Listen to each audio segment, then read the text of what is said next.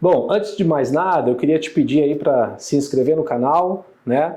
Ativar as notificações, compartilhar esses vídeos. A intenção é divulgar informação médica de qualidade, aqui muito focado em tumores de cabeça, pescoço e tórax. E no vídeo de hoje, por sinal, a gente vai falar um pouquinho, mudar um pouco o foco. Até aqui a gente veio falando bastante sobre tumores de cabeça e pescoço e hoje a gente vai falar sobre câncer de pulmão. Você já sabe que o câncer de pulmão ele não é uma única doença. Hoje a gente subclassifica o câncer de pulmão em vários subtipos e nesse vídeo a gente vai falar sobre a doença com mutação no gene EGFR. Se você quer saber o que é isso, se liga no vídeo, é rapidinho, 7, 8 minutinhos, bastante informativo.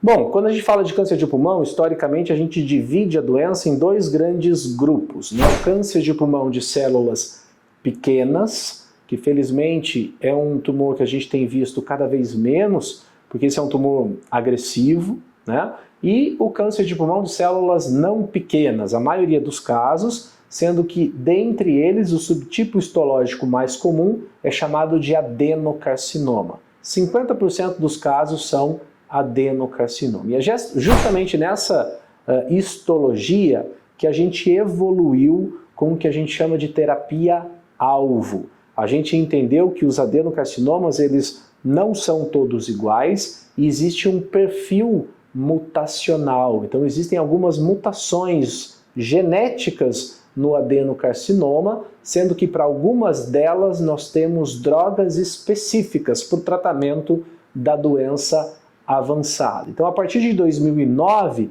esse tipo de conhecimento levou ao advento da terapia-alvo, que basicamente é a gente encontrar uma alteração específica do tumor e entregar, né, tratar essa doença com um medicamento específico. 70% dos pacientes com câncer de pulmão, infelizmente, são diagnosticados já com uma doença avançada. Basicamente porque o câncer de pulmão ele é uma doença silenciosa, né? Diferente de um câncer de boca que a gente enxerga, um câncer de orofaringe que começa a dar dor logo nas suas fases iniciais, o câncer de pulmão ele é silencioso durante muito tempo e eventualmente quando o paciente começa a ter sintoma, eventualmente esse sintoma já é por conta de uma metástase, né? A partir de um câncer de pulmão. Então, até 2009, como é que a gente tratava esses pacientes com câncer de pulmão avançado, doença metastática? Basicamente a gente tinha quimioterapia.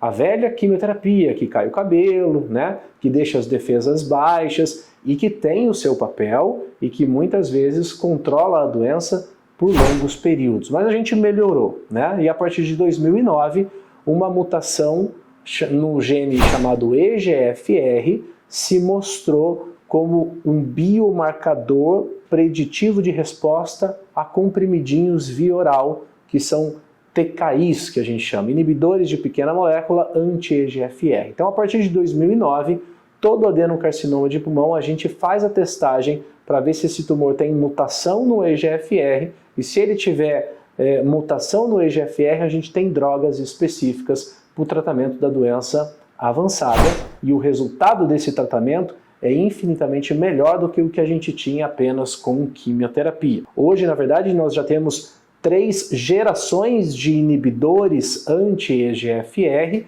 e basicamente os que a gente mais tem utilizado, quando a gente tem acesso, claro, são os inibidores de terceira geração, que são os inibidores mais efetivos e que tratam muito bem eventuais metástases cerebrais. Infelizmente, o câncer de pulmão, ele tem, e principalmente a doença EGFR positiva, ela tem uma alta predileção pelo desenvolvimento de metástases cerebrais.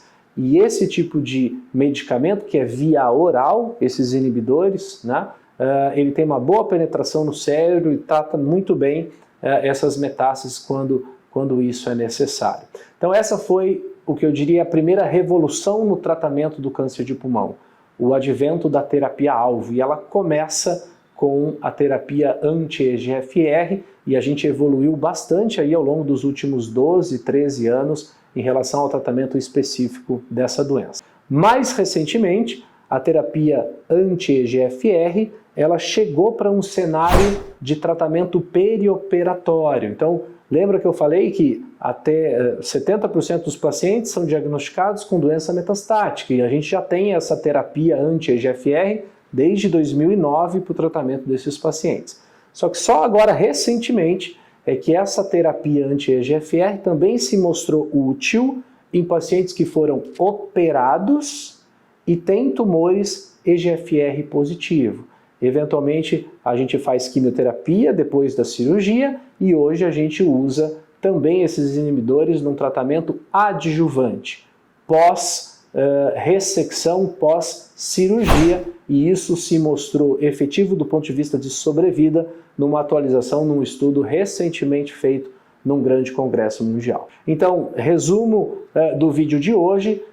Câncer de pulmão hoje, na verdade, é uma entidade que alberga vários diferentes tumores, entre eles o adenocarcinoma EGFR positivo.